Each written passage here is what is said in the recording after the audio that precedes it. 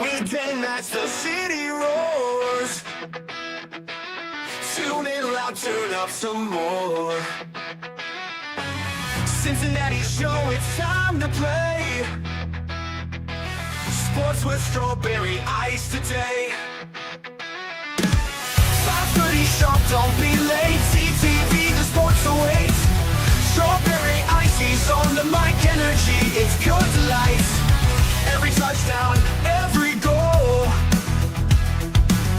Feel the pulse, it's in your soul.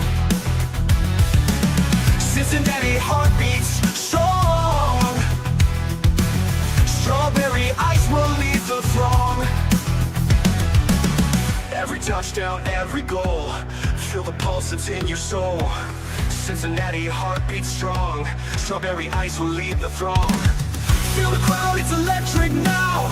Shouting loud, they all know how. The CTV got what we crave. Sports with ice, it's waves and waves. Tigers strike and Bengals roar. Every game we want some more. Tune it in and feel the thrill. Strawberry ice, he's giving chills.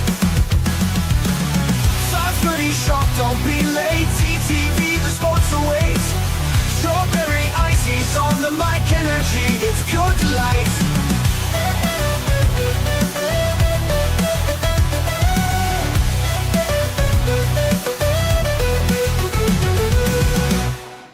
Hey guys, what's going on? Welcome to the show.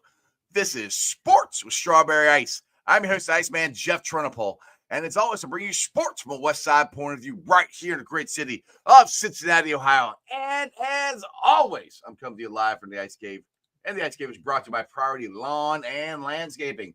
So if you got that grass you just don't want to cut, or you got flower beds that need to be mulched or cleaned out, or anything, you got the landscape project you just want to get done, do me a favor, think Priority Lawn and Landscaping. Actually, don't think it. Call them at 513-430-6114. That's 513-430-6114. You can also follow them on Facebook, and I always suggest you follow them on Facebook because you can watch and see all the projects that they've done. So when you message them on Facebook or you call them, do me a favor, tell Johnny you heard about them from Sports with Strawberry Ice. Also, it's getting closer to July 17th, where I hopefully will not be embarrassing myself at the Celebrity Softball Classic, 35th annual. It's at the Florence Y'all Stadium. You can get your tickets at Celebrity Softball Classic, so make sure you guys check that out. It's going to be a fun time. What's up to everybody in the chat? I know it's 2:30 in the afternoon, but when you got Charlie Clifford from Channel 5, and the man can only come on at 2:30, you do a show a little early. So what's up to strangers in there? Brad's in there, Jerome is in there, and Tony Blazin. Before we get to Charlie, we get to one of the best draft guys around. We're having a fun football Friday. I don't know if he's completely to Rumdale yet, but I see him drinking. So maybe we have Rumdale. Maybe we just got Dale. We'll find out. There's Dale Altman. Man, that was like super up close photo there. There may be a rum in here. I just got done working out, got a shower, so yeah, it's Friday. Yeah, happy Friday. It's Friday night. It's Saturday, Sunday. What? Oh, sorry.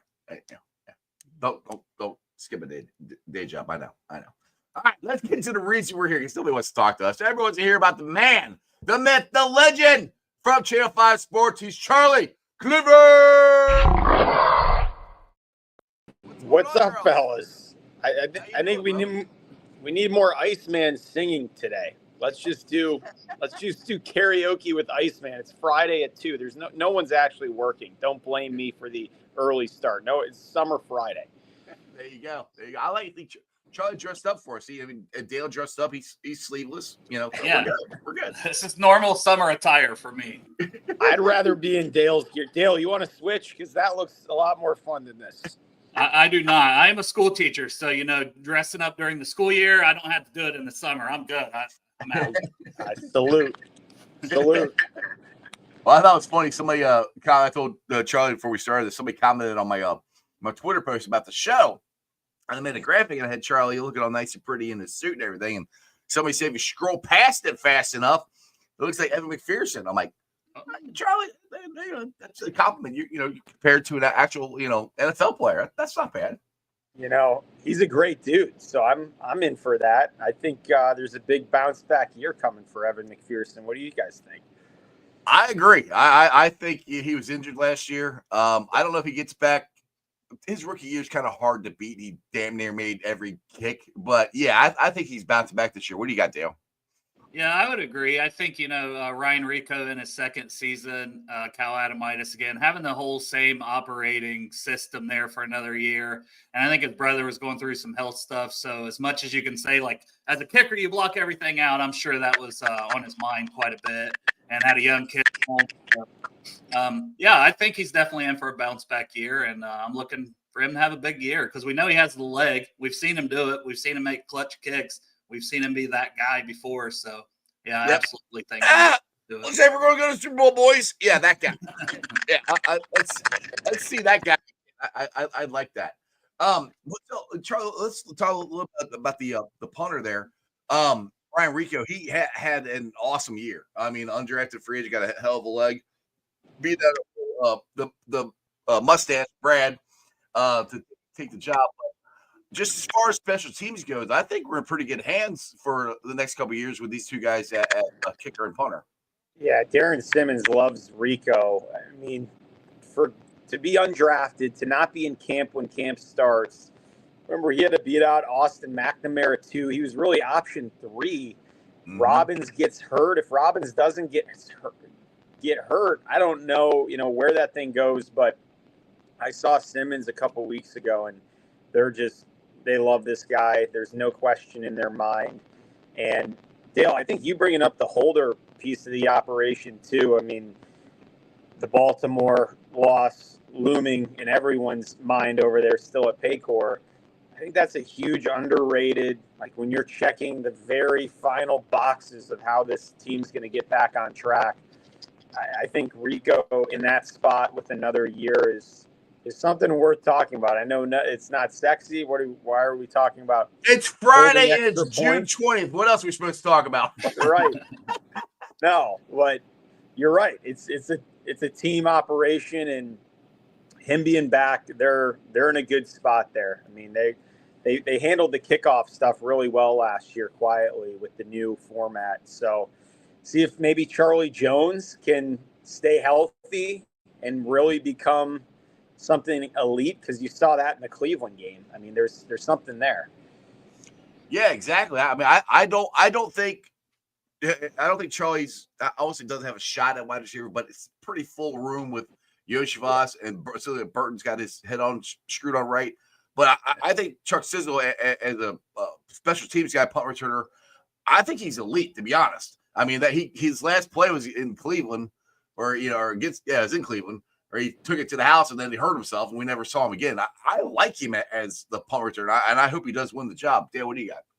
Yeah, and I think he'll be in competition even for that, because Isaiah Williams that they brought in through the season that then started handling some of those duties, they seem to be pretty high on him too, and as like a backup slot guy, and what he can do there. I mean, he was an undrafted guy out of Illinois, and this is only his second year that he's going into as well. So I think they got a lot there, and they may keep both of those guys. They may be wide receiver 5 and 6 if they go with 6 guys, but I think Isaiah Williams is going to push him certainly. And like you guys have said, Charlie just hasn't been able to stay healthy. So it's very hard for them to just count on him going into the season and think like, can we get a full year out of this guy? Because it's not really something they've been able to do so far. Yeah, that's I mean, that's been the biggest problem with Charlie Jones. He just health, ability is availability, and unfortunately, he hasn't been available. But let's talk about the third wide receiver. I think right now Yossi's got it locked up, and Burton is, like I said, 5 guys head screwed on straight. And to me, it even takes even more pressure off of Burton, because honestly, I mean, if we didn't re-sign T, this is the reason I think they drafted Burton, was to replace T.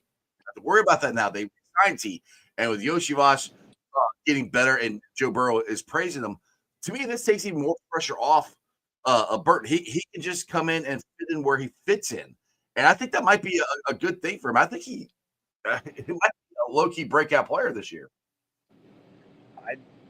Dale, I love your thoughts, but that's a great way to lay it out. I mean, just the way that room looks compared to this time last year, totally different. At the end of the day, Burton's going to have to earn getting on the field.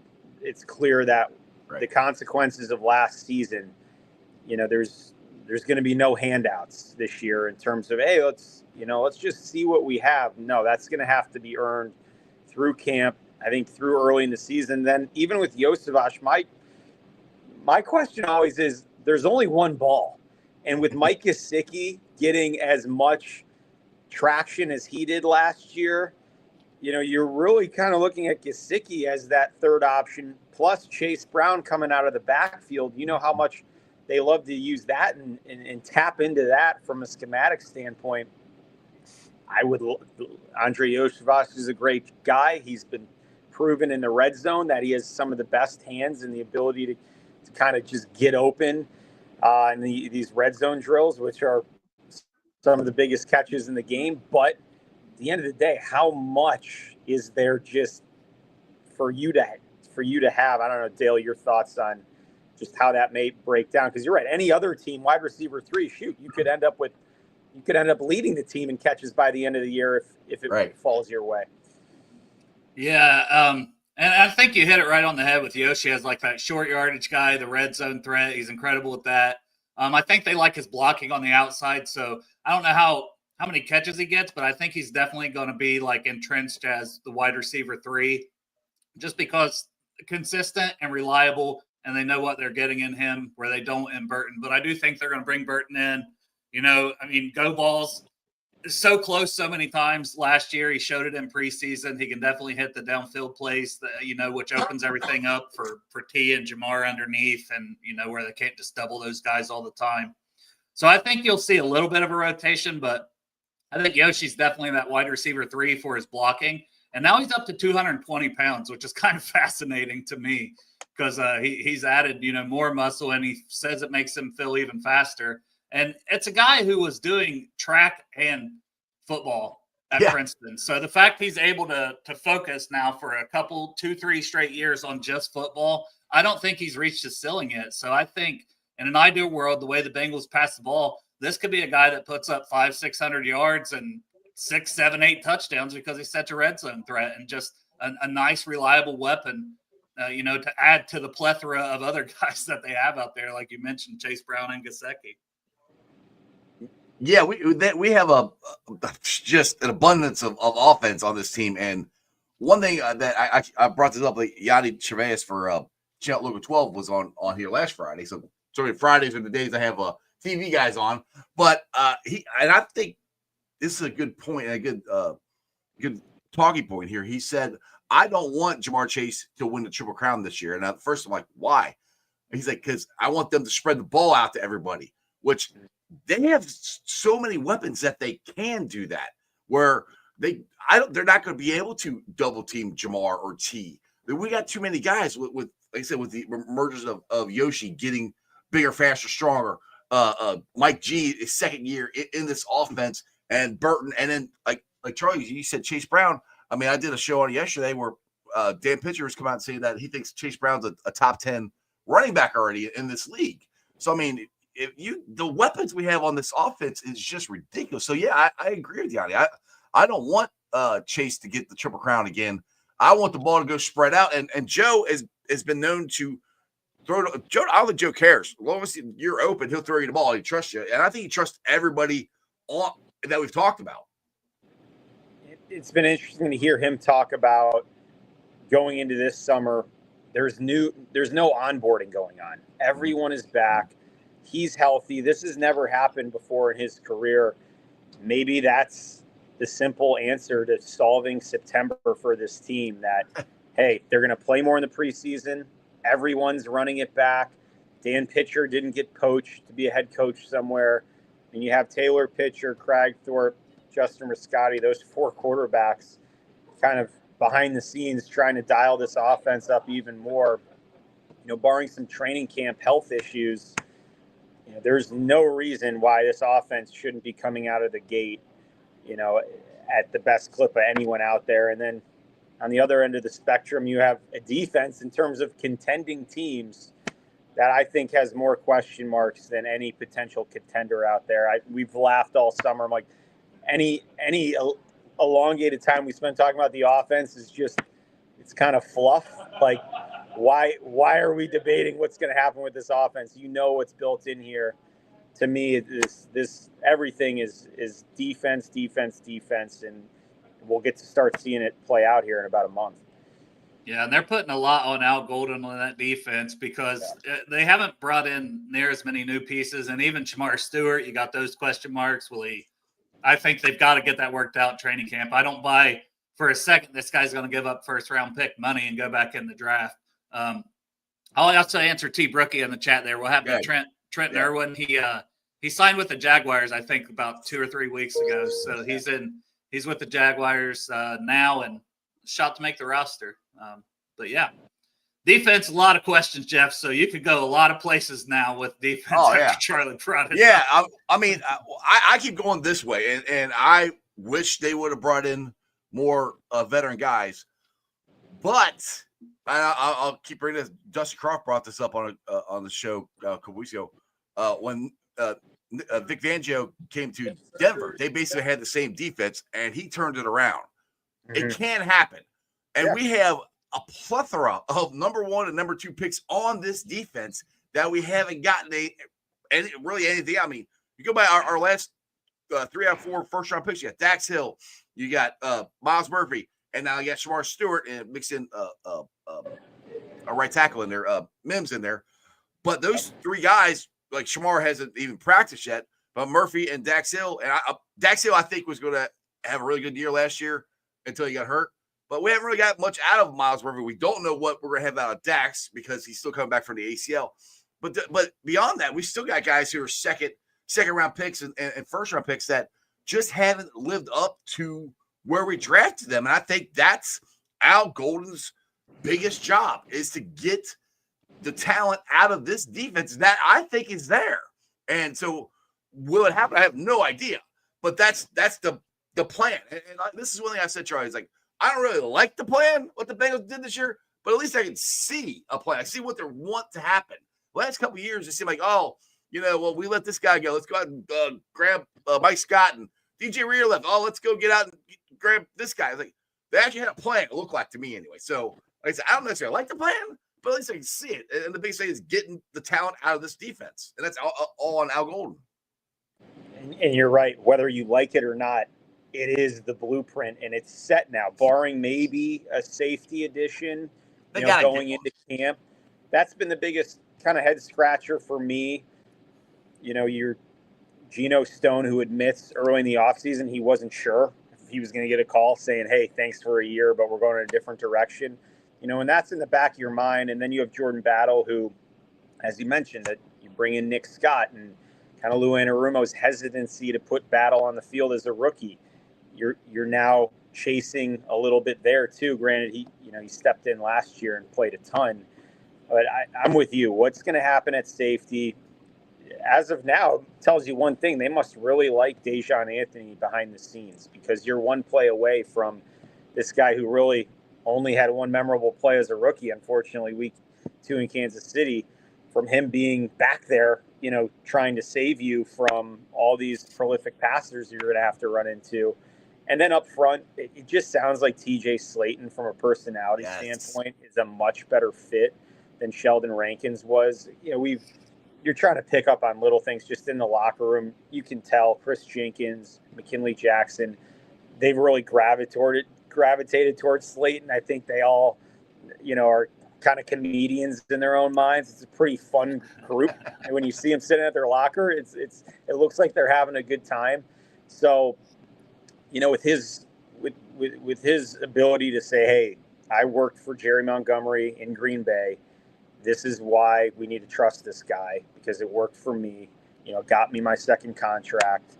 I think that little marriage there between Montgomery and Slayton is another one of the underrated parts of, okay, again, if this is going to work, that's going to have to be your foundation up front. And then obviously, throwing Trey back onto the field with that would help.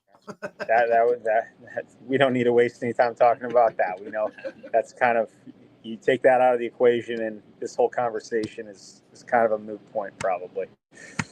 Yeah, I like the Slayton addition. I think, because they did lose Reeder, and Sheldon Rankins was not that run-stuffing guy. So then you got B.J. Hill kind of playing out of position, trying to do more of that last year, and that probably limited his effectiveness. So having Slayton there kind of opens those guys, B.J. especially as the starter, to open that up. But I do think they wanted another pass rushing D tackle. They just it didn't quite work out in the draft with Walter Nolan going to pick ahead and things like that.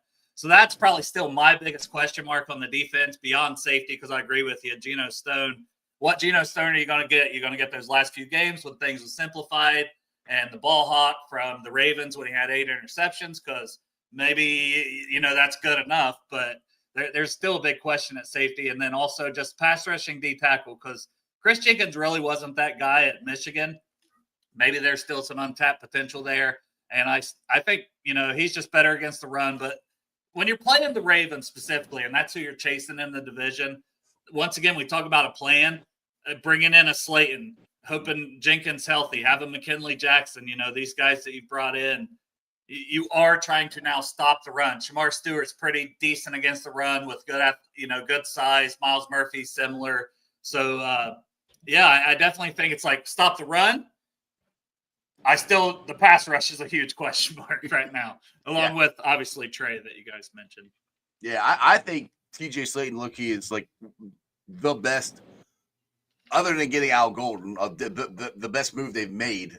I think, well, of course, signing T and Jamar, but best move they made that people aren't talking about. I've quoted this, I don't know, on every freaking show. Paul Dana Jr. Put a stat out there of Green Bay's running game with TJ Slayton on the field and with him out of it. And there's a big difference with him on the field. So with him just being in this locker room alone, I think our run defense has gotten that much better than it was last year, because we actually had a nose guard. We didn't have a nose last year. And BJ Hill, who that's not his position. So he can go back to, like Dale said, he can go back to playing 3-tech. So I think it's, like I said, an underrated move that people aren't talking about that much. The one thing I want to ask you, Charlie, and I think James Rapine said this on his podcast. I listen to a lot of different podcasts. I hear stuff. I can't remember exactly who said it, but because we all thought that they were going to sign a defensive pass rusher in the offseason. I could almost put money on that they would have done it. And I think James says this. But anyway, somebody said it on a podcast. I don't want to say something that James didn't say. But they were saying that it took the reason that they didn't, because it took them so long to get Jamar and T signed. By the time they got that part done, then all the pass rushers that they wanted to look at or talk to were gone. And this goes back to something that Jesse James, NFL agent, said on my show, that Katie and Troy are basically the only contract negotiators for this team.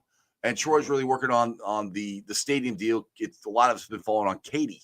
And to me, that's where it would be nice if they go add some people. But do you think that has something to do with why they didn't go out and get a pass rusher, because they were concentrating on trying to get Jamar and T done? I don't think so. I think early on, it was pretty clear Al Golden really liked Joseph Osai, and I think they saw an ascending player that at the dollar amount slotted in perfectly, keep him in the system. He's going to play a lot more. I think that's a big part of this conversation.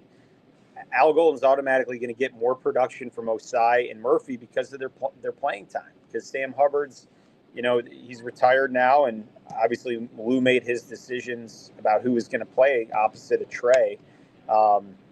So I think those two, I think Osai's a big part of that. And a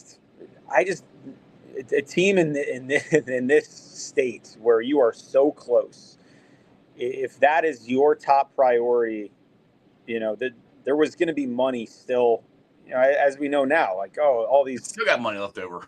Exactly. All these little cuts, Volson taking a little less, Stone having to take a cut. It's not to give Trey what he wants. That was going to happen, monetarily. That was going to be an option regardless. So I don't know if I'm a huge believer in, we were just too busy, too fixated on these other two things. I mean, these are very smart people. They're working around the clock. I think they're answering phones and calling, checking in. It would be interesting to know if we could get, them on the record, which doesn't happen. Yeah. Who was close? Like which pass rusher? Right. Give us someone who was close, who you wanted. But that's just how it works. I mean, there's 32 teams out there. Everyone's, and it's such a premium position. I just think they thought, hey, we're going to have Osai. We spent a first rounder on Murphy. Let's not overpay for someone who maybe it works out. We just invested a first round pick in this guy. He's fully healthy. He's been a great guy behind the scenes. He's done everything we've asked. Let's put him on the field and see what we have. And then maybe next year you're in a spot where, okay, it's time to go free agency on the edge because this isn't working. He just played for a full year. Osai went elsewhere to get finally his, top payday of his career. I think this year just played into, you have to play Miles Murphy. So let's not overthink the other side of Trey, because you're still going to have ideally one of the top 3 pass rushers on the other end.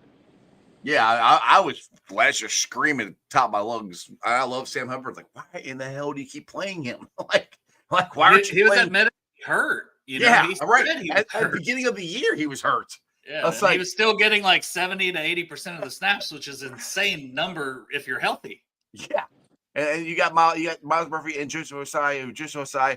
I've said this, Charlie. I said in that 2022 AFC Championship game before he got the penalty against Mahomes, I think Osai was the best player on the field, to be honest. He was playing awesome.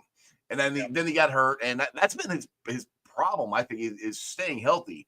And it's interesting that you think they were locking in on him because of his agent. He's a David Mulligetta guy. He fired him because they couldn't work with him. So that's where, honestly, I was surprised Osai came back because of his agent, because that's the first guy the Bengals have ever signed. That's his agent is a Mulligetta. I was happy as hell he's back because, honestly, I think I got a bad feeling exactly what you said is going to happen. He's going to have a breakout year, and then he'll go somewhere else and get that bag because for some reason we don't want to pay him. But hopefully that's not true, but we'll see. Hopefully it comes with the Super Bowl. Right. Exactly. Exactly. He's still – and the thing with Osai, he's still only 24 years old. He was so young. He played some linebacker at Texas before he moved to edge, like his last season there. And I remember we took Carmen in the second and him in the third. I was like, honestly, had you flipped those, I would have felt better about where they were picked. Like, I thought Osai was worthy of going in the second round. Young, ascending, talented pass rusher. And he was coming on at the end of last year. What was it, like 4.5 sacks the last 4 or 5 games? Yeah, somewhere around there. Right. So it's like, this is an ascending player that's still only 24 years old. So I can see why there's optimism for some of these guys, especially if you can get Trey back and you can get Stewart back. I still have a question for like the pass rush in the interior. That's the one question I still have. And I don't think there's anybody out there now, but that's why, I think we would come on here, Jeff, and bang the drum about like Calais Campbell. Give us the ageless wonder of Calais Campbell. Every year we've won it. Well, that's where I think Shamar, if he gets his ass into camp, Shamar could be. I mean, not all the time. I think Shamar can move around, but they could kick him on the inside and be that pass rush. Charlie, what do you got? Yeah, and Osai too. I think you saw a little bit of it last year. It looked a little wonky first time they trotted it out, but it worked. I think in that Dallas game, he bounced inside for a sack. And Golden's talked about, and we've seen it this spring.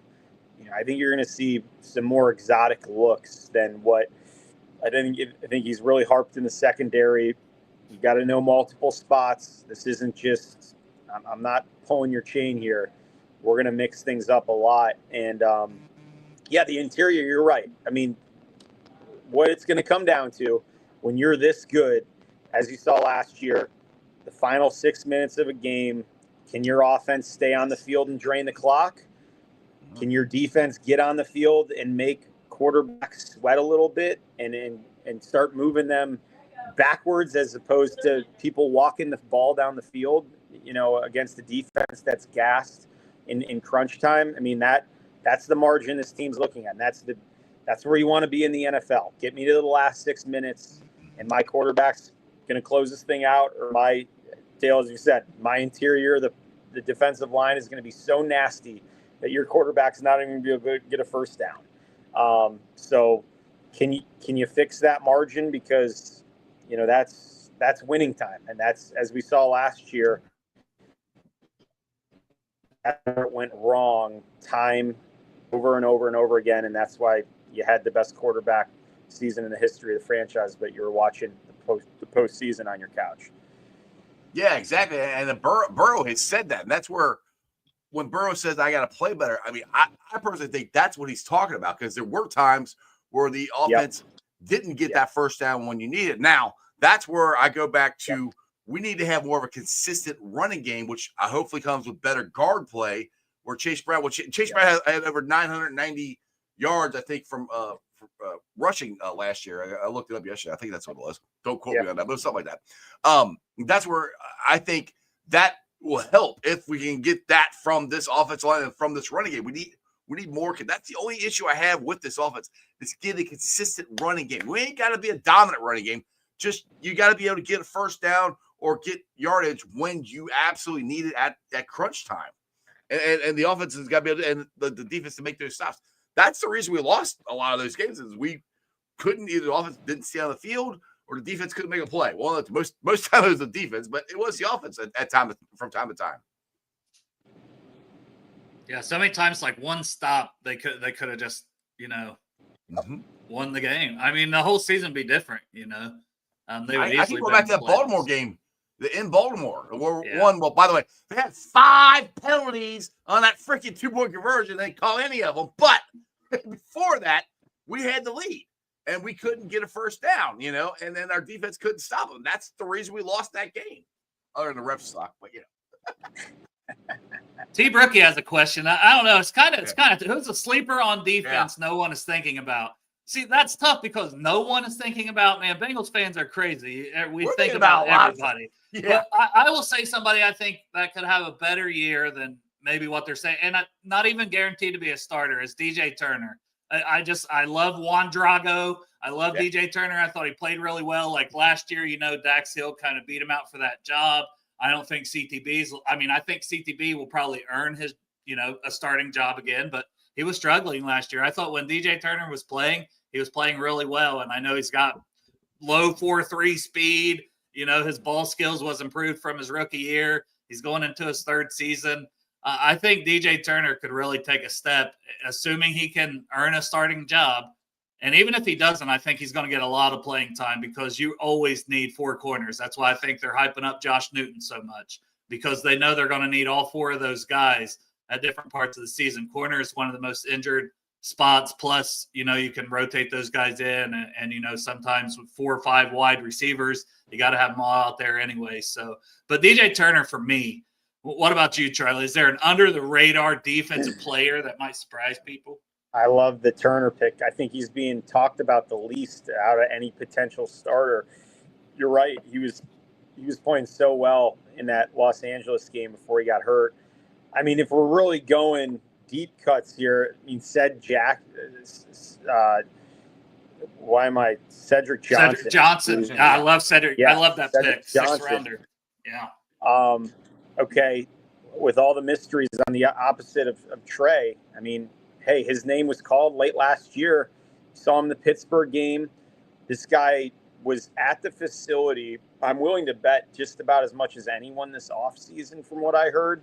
He pretty much lived there. There was a contingent of guys who stayed in Cincinnati all offseason.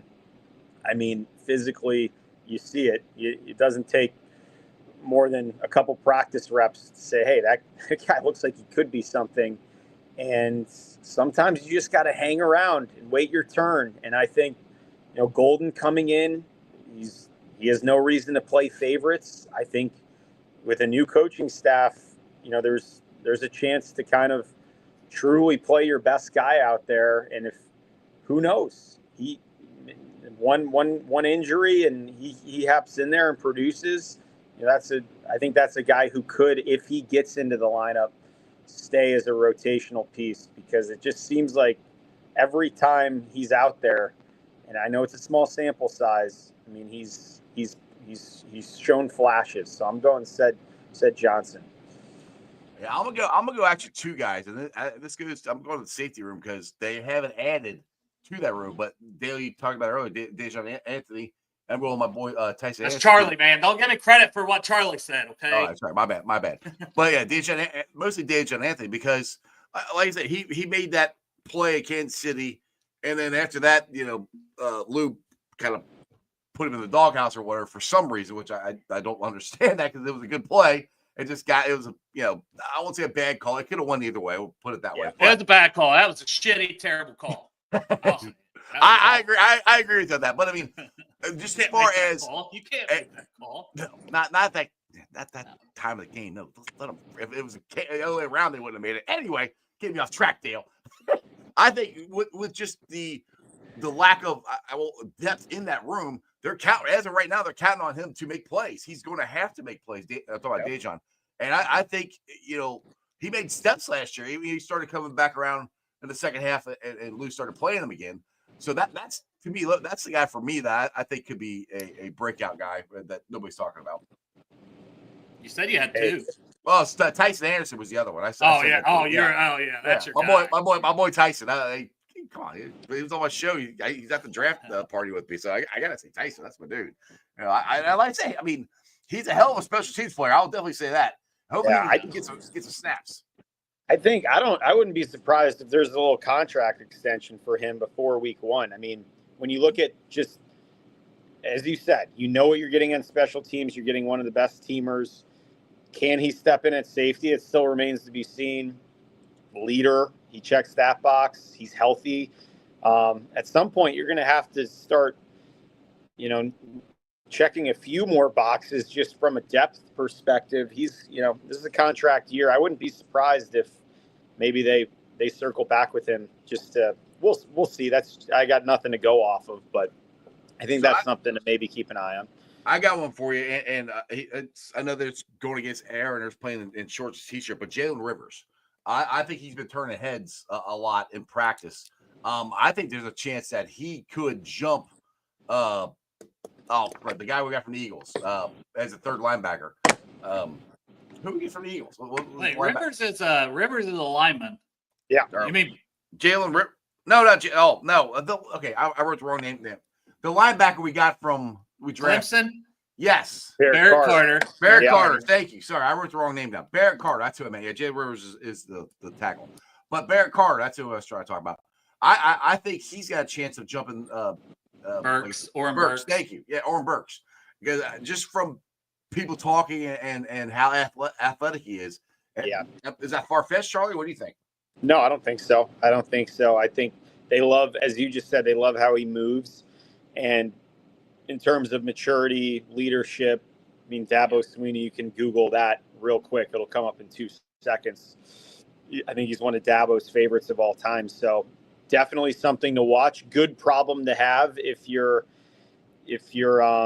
Mike Hodges, the new linebacker coach. I mean, you go from, a banged up Logan Wilson and a declining Jermaine Pratt and an undrafted guy and Muma to and ADG as well, to a healthy Logan Wilson, Knight, which they've been impressed with, Burks, who just won a Super Bowl 5 seconds ago, and Carter, who, oh, by the way, looks like he's anything but a rookie.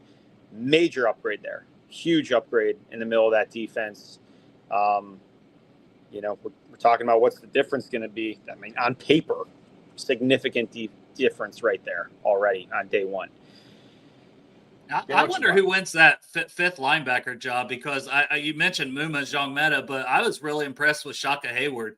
This guy who stuck around on the practice squad, and I think this will be his third year out of Duke. I mean, that's a guy who, like, that last game of the season, he was incredible when he had to go in there and play. And I think that he's a very talented guy. But I like Jongmeta too, so it's like they usually keep 5 linebackers. So it's like I think the other 4 are pretty locked in. Oren Burks isn't going anywhere. The 2 rookies aren't, and Logan's not. So that's a pretty good battle for the 5th spot, even between Jongmeta and Shaka Hayward. Yep. So I want to talk about the running back room here a little bit. We mentioned Chase Brown and how good of a year he could have. But what do you think about? Charlie, you still there? Yeah. Sorry. Lost you. We're working on it. Come back, Charlie. Charlie, are you there? Sounds like you got abducted by aliens. You might have. They're like, this guy knows ball, and we're trying to learn. Right, So we're going to exactly. adopt him. We're going to take him out. Let him teach us about some ball. It sounds like the alien predator.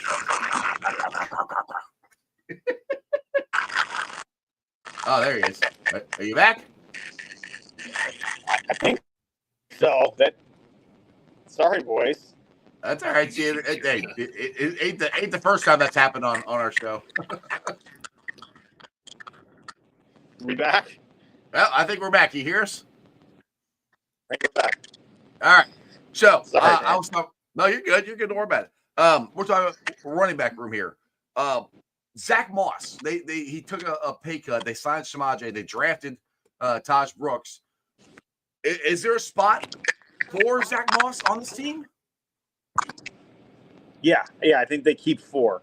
So your 4 are kind of written in there, right? With Brown, Samaje, Moss, and Brooks. I think those 4 are all safe. I think they're all bringing a little bit of different flair to the table, and the veteran stuff again with Samaje and Moss. Will Brooks get a chance? I think that's my number one question. Like, does he leapfrog anybody just to see what he can bring to the table, or is this going to be a year where he's kind of just on the sideline? Because you're right, it's a bit of a logjam there behind Brown. And they went heavy at tight end, so I think it's easy for them to keep the 4 because they've kept 4 running backs before. It's just they won't be as heavy at tight end probably this year because they kept 5 last year, so they'll probably keep 3 or 4 this year, whatever it is, instead of going heavy at tight end. Is Zach Moss even cleared is kind of my question. Do you know, Charlie, have you heard anything? He wasn't practicing during OTAs or anything, and a neck injury is always a scary thing, but they must have felt decent to restructure the contract, or that's just their way of, hey, we're going to let it heal and may even miss part of the season. I don't know. I haven't heard any updates on him really, health-wise. He was at minicamp on the training field, which was a great sign. That was the first time we saw him all spring, sprinting, doing everything that Dax and BJ Hill were doing. It was kind of a group workout deal. So from what I've been told, that they expect him, or someone expects him to be cleared by camp. He should be back. So will that be cleared for contact or just cleared to be out there? I'm not sure, but yeah, everything on that front is trending really well, it sounds like, which is great because that was still kind of a mystery exactly what happened, but not, serious deal, very serious deal. T. Brookie here wants to tight end room is lost track. Is Hudson still on the team? I can tell you for a fact he's still on the team. I saw him down there. Teddy Huddy is still there, and this actually with the injury to Hall. Oh, thank you. Yeah, this could be a big year for Tyson. He can get. I think he's got a shot at getting more playing time. What you guys thought on the tight end room in general? Go ahead. Well, they also brought back Cam Grandy, who they really liked as a blocking tight end. They got Drew Sample as a blocking tight end. So I think Hudson probably, if they're going to keep 4, is in a battle with Tanner McLaughlin, who obviously they liked enough to keep on the 53, even though he was never active or played in any games last year. So the special teams right now, I think McLaughlin is chasing Hudson because Hudson was very valuable in special teams. So to me, it's probably going to come down to those 2 guys. I mean, maybe Grandy's not guaranteed a spot, but I think he was playing over McLaughlin and kind of playing over Hudson late in the season. So I think Grandy might be a little safer as far as having a blocking tight end to back up Drew Sample. But I think Hudson and McLaughlin are going to battle for that final spot, and it could go either way, really. Keep an eye on Cole Taylor, too, undrafted out of West Virginia. Yeah. I think in terms of just seeing him run, like something looks a little different there. You can kind of see okay, that could work. I could see him running down the seam and catching a 25-yard, just laser from Burrow. So in terms of, Tanner's bringing your ability to catch the ball to the table, I think Taylor, somebody that could vie for a spot. I thought he had a nice spring quietly, and it's really hard to make a team as an undrafted guy. So I'm not hope I'm not playing this up too much, but I think there's some potential there. That's similar with Grandy, right? Originally on practice squad, and then an injury happens, and boom, you're called up too. So I definitely think, at worst, he's probably looking at something like that where he could end up having to be called up during the season. No doubt. So stranger here brought up Taj Brooks may not start the year as RB2, but he would finish the year there. I kind of tend to, right now on June 20th, think that would be the best case scenario for the Bengals, for him to do that. And I love Smaje. I'm glad they got him back. But having these young guys as 1 and 2 running backs, if you can get both those going, that to me, I think that'd be better for the running back room. I don't know if it's going to happen. I don't know if he's going to get a shot. Like you said, Charlie, I don't know if he's going to get a shot, but I kind of hope that happens because I love this pick. I mean, me and Dale were doing a draft show, and I flipped out when we got him. So I was extremely happy when we got Taj Brooks. So, what's your thoughts on Taj? Do you think, I know you said he might kind of touch on it a little earlier, but do you think there is a shot that maybe he could work his way up to RB2? Just kind of reading what they've done in terms of veterans who come in. So like last year, Von Bell gets the first shot at safety, right? So, and Zach Moss was playing over Chase Brown. And we were all kind of asking early on, are the carries going to be 50-50 split? The first 3 weeks of the season, it was really heavy Moss, and Brown was, kind of the clear number 2. So just reading how they've done it in the past is, you give the veteran the first crack to kind of really lock down the job, and then you assess from there. I don't know. Maybe that was one of the lessons from last year of, hey, we should have gone younger earlier, and maybe that benefits Brooks in how they'll look at this year. But the number one thing is Zach Moss healthy? Right. Where does that stand? And then P. Ryan, I guess, outside of third down blocking situations, can Brooks come in and would Brooks be the guy to come in and spell Chase Brown if he rips off a 30-yard run on first down and needs a blow? And it's a great question. And I think there's a lot of factors because you are playing behind 2 guys that are legit veterans, that are here to play. They wanted to stick around. Yeah. P. Ryan came here because he wanted to play. Moss agreed to take a little cut because I'm sure he was told that, hey, you're in our plans to be on the field. So kind of when you have those 2 promises out there, goes back to how many snaps are really going to be left for you. And barring an injury, it's probably out of the gate, not much. All right.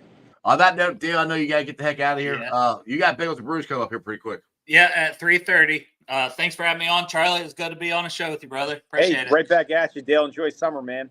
I sure will. He's got the guns out all the time. See you, Dale. Thanks, Ice. All right, so we got you got to go. We got a couple more minutes. I got to bounce too. All righty. Well, hey, tell everybody. 1. Tell everybody what you got come on Channel 5, where they can follow you at. Yeah, thank you. Hey, give our new guy a follow, Jaron May. He just started. Okay. He's been doing a fabulous job. Great storyteller. You'll see him every day at training camp. He's just been a blast to have on board here. So give him a follow. I'm at Char_Cliff. We've got, a potential Reds run in the mix here. I know. Go win a series in St. Louis. So exciting. Got Yankees and Padres coming in. Big Red Machine coming back next week. Things could be pretty good around here next week if they get a little series win in St. Louis. Yeah. Charlie, I appreciate it. Hey, give your boy my number so I can get him on the show, okay? I will. Thanks, Ice. All right, see you, Charlie. All right, guys. Go follow Charlie. He does a great job with Channel 5. I said he's a great follow on Twitter. Go check out his the new guy on Channel 5. Go check him out too. But yeah, I agree with Charlie. The Reds right now, I know they got their ass kicked yesterday. Sometimes you just have, sometimes it just ain't your day, just sometimes it's just not your day. And that's what it was yesterday. But Big Sears come up against St. Louis. The thing I did like about yesterday's loss, if you like anything about a loss, but they kept scoring. They scored 5 runs, so the offense didn't go away. So that's a good thing. So we'll see what happens. They made a couple of moves here today, bringing some guys up. But yeah, I mean, I think they're a game and a half. I have to look it up. Game and a half out of the wild card. This could get interesting. We'll see it happen. I mean, I went there and I was ticked off in May because we lost too many freaking games. We shouldn't have lost. That's still come bite us in the ass. But we're getting close to the All-Star break, and yeah, it's tough. Some tough series coming. You got the Cardinals, Tweety Birds coming up here, and then after that you got the Yankees. Now we might be hitting the Yankees at the right time because they aren't scoring very often now. But who knows? They've been like that for. Well, I think they were about to lose 7 games in a row, or they did lose 7 games in a row. I can't remember. They could get hot as we head into New York, but I know the Reds are playing the Tweety Birds tonight, so it'll be a big series. Yeah, it's just the offense is looking like we thought it would. The guys are starting to grind out of backs. TJ Friedel, if you guys have not voted the All-Star yet, vote TJ Friedel. That dude deserves to be in the All-Star game. He has had a phenomenal season. And I'm happy for it because I love TJ Friedel. I love a gamer. I love guys like that. I mean, the catch he made was it last week, the game-winning catch. He stole a home run to literally win the game was unbelievable. And he's done that. I mean, not to win games, but to steal home runs. He's done that over and over. He's a hell of a gold glove. Was that gold glove? He should win a gold glove center fielder eventually. So I'm very happy with the way he's playing. Will Benson has finally got his act together. Jake Fraley's hitting. Guy CES. Hopefully he can get back to where he was when he first started from rehab. I'm liking what this team's doing. And Game On said this yesterday, and I need he didn't send it to me. I got a text to find out what he's talking about, but Francona's starting to cook, and the Francona effect might be happening right now that we all thought would happen right out the gate. First 2 months, this team looked like last year's team. April, May. Look, I said that. It didn't look any different. They looked exactly like last year's team. They're starting to get back to the way they were when they all came up as rookies. They're starting to grind out of backs. They're starting to be aggressive on the base pads. Got to get their defense tightened up a little bit. I mean, Ellie makes some unbelievable plays, and then they'll throw one away. I'll go to the Minnesota game. And this is where I think it's the second game. This is where I think it's different now than it was at the beginning of the season. All right, you had a ground ball. I want to say it was the third out of the inning. I can't remember. Ground ball to CES. CES, routine play, throws it away. And then I think they get a hit, and then the guy hits. Shouldn't have been a home run. Jake Fraley knocked the ball over the wall to give it, I think, a 3-run homer, and Minnesota took the lead 5-4. Very next inning, the Reds came back, stormed back, and got the lead back right away. That wasn't happening in May. The Reds were barely scoring after the 5th inning in May. To me, that was a big sign that things are changing. Because that was devastating. You had the inning, you were out of the inning with nobody scoring 2 different times. And not only did you let them score, you gave up the lead. But to turn around and come back the very next inning and take the lead and never let it go and win that game, to me, that said a lot about where this ball club is. And I'm like, okay, if we can do that, then things might be turning around here, because I mean, but Matt McLean's still not back to where he was, but he's starting to get there. Ellie is Ellie. He's playing awesome, but he's got to cut down on those silly errors. But yeah, it's like we got the Reds right now. I mean, the football isn't going to start for 5 weeks. We got a month, a little over a month before training camp even starts. So we need the Reds to have a good stretch here. And this is honestly usually when they drop off. Like even the years that we've been in the race, you get to July, August, and the Reds fade. Last year, he was over in May. I mean, yeah, the one that killed me last year is I still remember this. You went to New York and we swept the Yankees last year. And then we came into Cincinnati and got swept by Detroit by last year. Detroit was one of the worst teams. That one killed us last year. What'd you say, Chris? Can we break down the 12-pack of Natty? You mean that? The Houday stuff? Is that what you're talking about? You don't want to drink any of that stuff. That's old.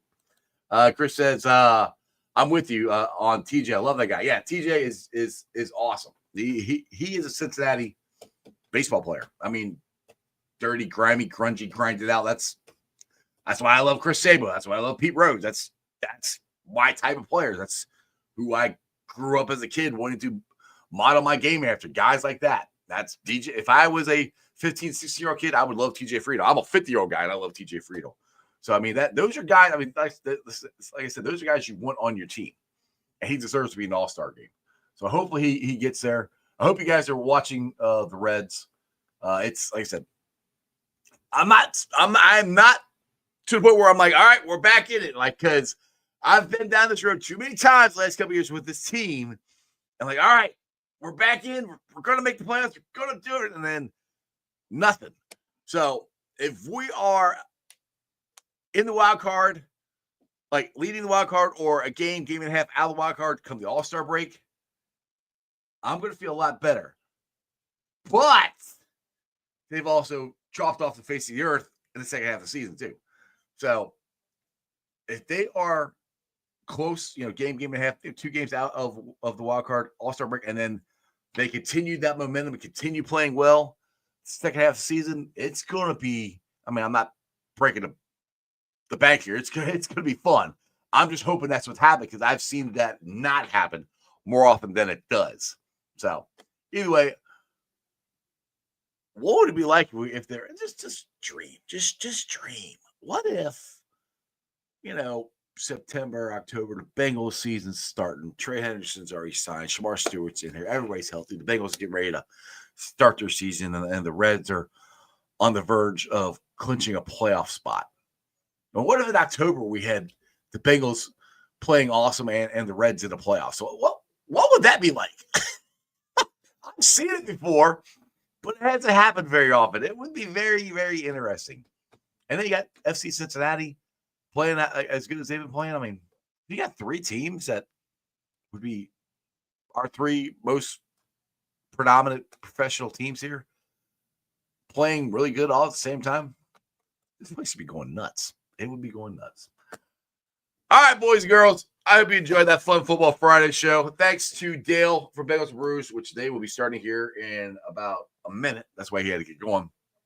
And thanks to Charlie Clifford from Channel 5 Sports for joining.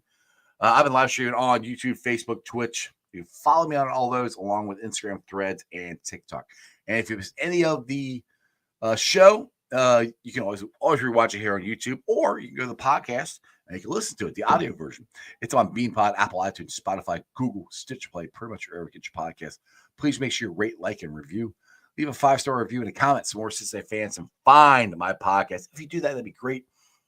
I'm getting up there. I think I got 5 people listening to it on the podcast now. I got 117 watching me right now. So, yeah. And by the way, if you guys there, I got thumbs up. If somebody could hit the thumbs up, I'd appreciate that too. Yeah, the podcast. And then, of course, shout out to the sponsors of my show. They are as followed. Priority Lawn and Landscape. Man, I'm looking outside right now. It looks sunny. It looks nice. It's going to be hot as hell next week, man.